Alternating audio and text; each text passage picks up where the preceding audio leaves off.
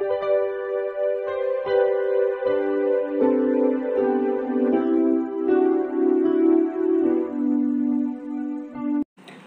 Students, প্রথমেই UK educational টিপসের পক্ষ থেকে তোমাদের সকলকে স্বাগত জানাই। ক্লাস 12 অর্থাৎ দ্বাদশ শ্রেণীর নতুন সিলেবাস অনুযায়ী থার্ড সেমিস্টারের পরিবেশবিদ্যা সাজেশনের পার্ট 4 আজকের ভিডিওতে আলোচনা করা হয়েছে। এখানে যে প্রশ্নোত্তরগুলো দেওয়া হয়েছে প্রত্যেকটাই ভেরি ভেরি ইম্পর্টেন্ট। সুতরাং স্টুডেন্টস, তোমরা ভিডিওটি শুরু থেকে শেষ পর্যন্ত প্রত্যেকটা প্রশ্নোত্তর গুরুত্ব সহকারে লক্ষ্য করো এবং রেডি করে নাও। এগুলি তোমাদের পরীক্ষায় বিশেষভাবে হেল্প করবে। মাল্টিপল চয়েস কোশ্চেন অর্থাৎ এমসিকিউ। প্রথম প্রশ্ন হচ্ছে WHO এর সদর দপ্তর কোথায়? ভেরি ভেরি ইম্পর্টেন্ট প্রশ্ন। WHO সদর দপ্তর হচ্ছে জেনেভায় অবস্থিত। অপশন সি হচ্ছে সঠিক অ্যান্সার, জেনেভা। প্রত্যেকটা প্রশ্ন ভালো করে মুখস্থ রাখবে, তাহলে উত্তর করতে সহজ হয়ে যাবে। সর্পগন্ধার বিজ্ঞানসম্মত নাম, খুব সুন্দর প্রশ্ন। সর্পগন্ধার বিজ্ঞানসম্মত নাম হচ্ছে রাউলফিয়া সার্পেন্টিনা। এই প্রথমেই রয়েছে, অ্যাডাটোটা ভ্যাসিকা হবে না, রাউলফিয়া সার্পেন্টিনা। অর্থাৎ অপশন এ হচ্ছে সঠিক অ্যান্সার, রাউলফিয়া সার্পেন্টিনা। নেক্সট হচ্ছে বটগাছের বৈজ্ঞানিক নাম। বটগাছের বৈজ্ঞানিক নাম বা বিজ্ঞানসম্মত নাম, বটগাছের বৈজ্ঞানিক নাম হচ্ছে ফিকাস বেঙ্গালেন্সিস। প্রথমে হচ্ছে ম্যাঙ্গিফেরা ইন্ডিকা, এটা আমের, ওটা হবে না, হচ্ছে ফিকাস বেঙ্গালেন্সিস। অপশন বি হচ্ছে সঠিক অ্যান্সার। এবার 3 নম্বর প্রশ্ন হচ্ছে অশ্বত্থ গাছের বিজ্ঞানসম্মত নাম লেখো। অশ্বত্থ গাছের বিজ্ঞানসম্মত নাম এখানে দেখো, কোকোস নুসিফেরা, ওটা হচ্ছে নারকেলের, আর বি হচ্ছে ফিকাস রিলিজিওসা। এই ফিকাস রিলিজিওসা হচ্ছে অশ্বত্থ গাছের বৈজ্ঞানিক নাম বা বিজ্ঞানসম্মত নাম, অর্থাৎ অপশন বি হচ্ছে সঠিক অ্যান্সার। নেক্সট, এইবার হচ্ছে ভারতবর্ষে কোন বিদেশি গাছকে সবচেয়ে ব্যাপকভাবে বন সৃজনে লাগানো হয়েছে? ভেরি ভেরি ইম্পর্টেন্ট প্রশ্ন। তাহলে কোন গাছকে? বাবলা, নারকেল, তাল, ইউক্যালিপটাস। এই অপশন ডি হচ্ছে সঠিক অ্যান্সার, ইউক্যালিপটাস। পরবর্তী প্রশ্ন, IUCN এর সম্পূর্ণ নাম।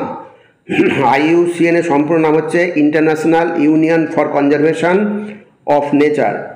তাহলে প্রথম অপশনেই রয়েছে international union for conservation of nature, অতএব অপশন এ হচ্ছে সঠিক অ্যান্সার। এইবার আমরা পরবর্তী প্রশ্ন দেখি।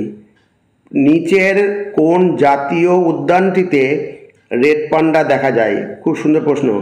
তাহলে এখানে কোন জাতীয় উদ্যানটিতে রেড পান্ডা দেখা যায়? হচ্ছে সিকিমের কাঞ্চনজঙ্ঘা ন্যাশনাল পার্ক।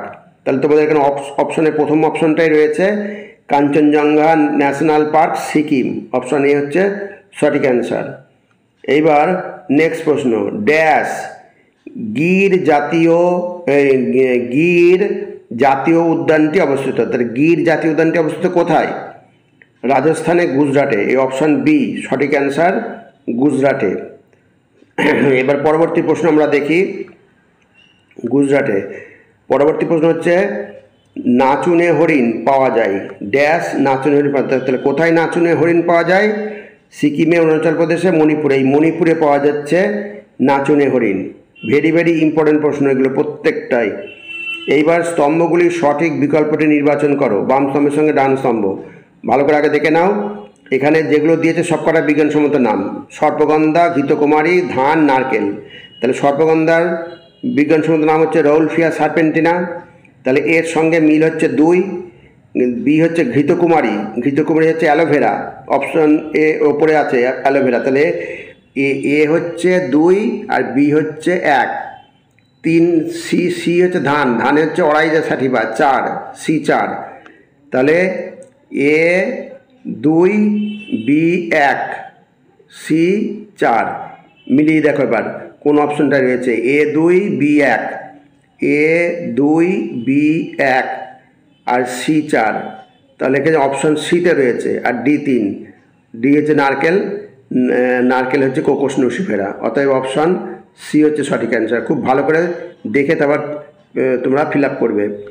এবার হচ্ছে পরবর্তী প্রশ্ন, নিচের কোনটির প্রভাবে শকুন পাখিদের অবলুপ্তি ঘটেছে? খুব সুন্দর প্রশ্ন। এটা হচ্ছে ডাইক্লোফেনাক। তাহলে এখানে অপশনে দেখো কোথায় আছে, অপশন বিতে আছে ডাইক্লোফেনাক। অতএব অপশন বি হচ্ছে সঠিক অ্যান্সার। এবার 12 নম্বর, সমুদ্রের জলে বসবাসকারী স্তন্যপায়ী প্রাণী হলো, ভেরি ভেরি ইম্পর্টেন্ট প্রশ্ন। তাহলে সমুদ্রের জলে বসবাসকারী স্তন্যপায়ী প্রাণী তোমরা সকলেই জানো, তিমি, ডলফিন। তাহলে এখানে অপশন কোথায় আছে দেখো, অপশন সিতে আছে তিমি ও ডলফিন। এবার নেক্সট প্রশ্ন, বিবৃতি এ আর বিবৃতি বি। এবার বিবৃতিগুলো ভালো করে পড়ে বুঝে নাও। ম্যানগ্রোভ উদ্ভিদের ফলের মধ্যে বীজের অঙ্কুরোদ্গম হয়, ঠিক হয়, সত্যি কথা।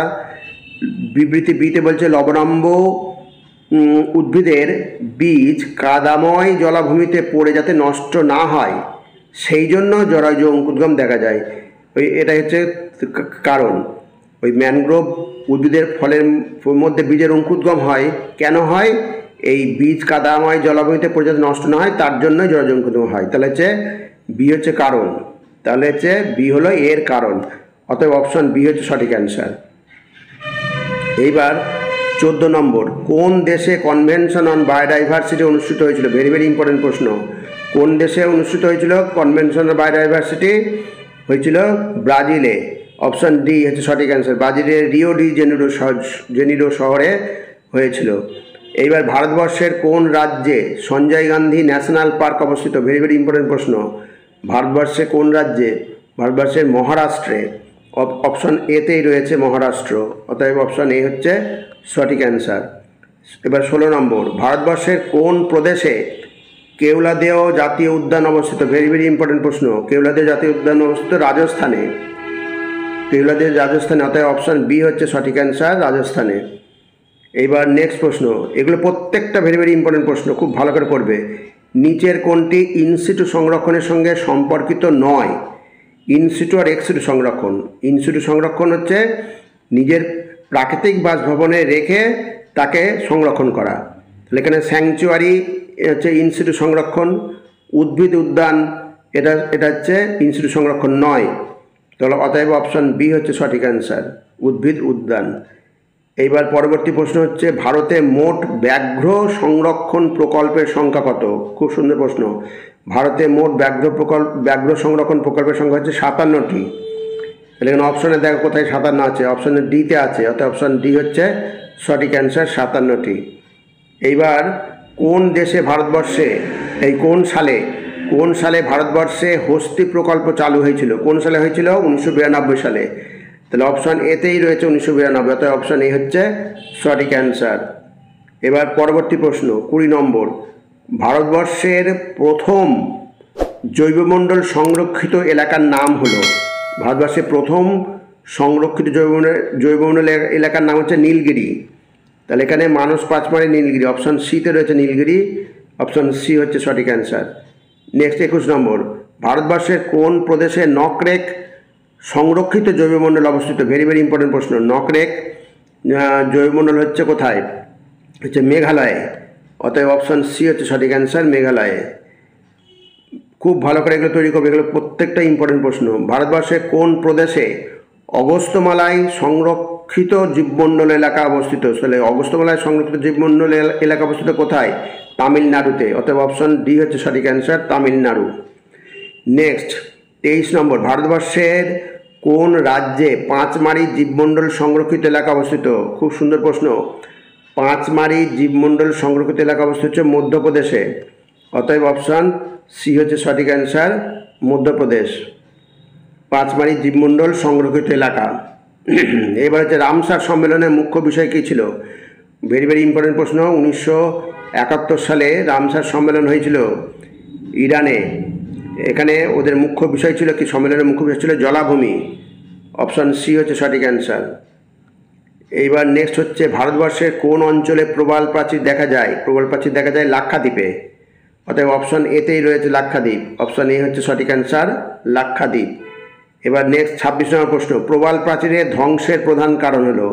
প্রবাল প্রাচীর তোমরা সকলেই জানো, প্রবাল প্রাচীর সমুদ্রে থাকছে, প্রবাল দ্বীপ, প্রবাল কীট, সেই প্রবাল প্রাচীর কি সামুদ্রিক দূষণের ফলে প্রবাল প্রাচীর ধ্বংস হচ্ছে, অতএব অপশন এ হচ্ছে সঠিক অ্যান্সার, সামুদ্রিক দূষণ। এবার 27 নম্বর, ভারতবর্ষে বিপন্ন প্রজাতির স্তন্যপায়ী প্রাণীর মোট সংখ্যা বর্তমানে কত? এগুলো ভালো করে মনে রাখবে, তাহলে লিখতে পারবে না। ভারতবর্ষে বিপন্ন প্রজাতির স্তন্যপায়ী প্রাণীর মোট সংখ্যা হচ্ছে 39টি, অতএব অপশন সি হচ্ছে সঠিক অ্যান্সার, 39টি। নেক্সট হচ্ছে যে প্রজাতিকে গত 50 বছর ধরে নির্দিষ্টভাবে দেখা যায়নি তাকে বলে। খুব সুন্দর প্রশ্ন, ইম্পর্টেন্ট প্রশ্ন। তাহলে গত 50 বছর ধরে যে প্রজাতিকে দেখা যায়নি নির্দিষ্টভাবে তাকে বলা হয় কি? লুপ্ত।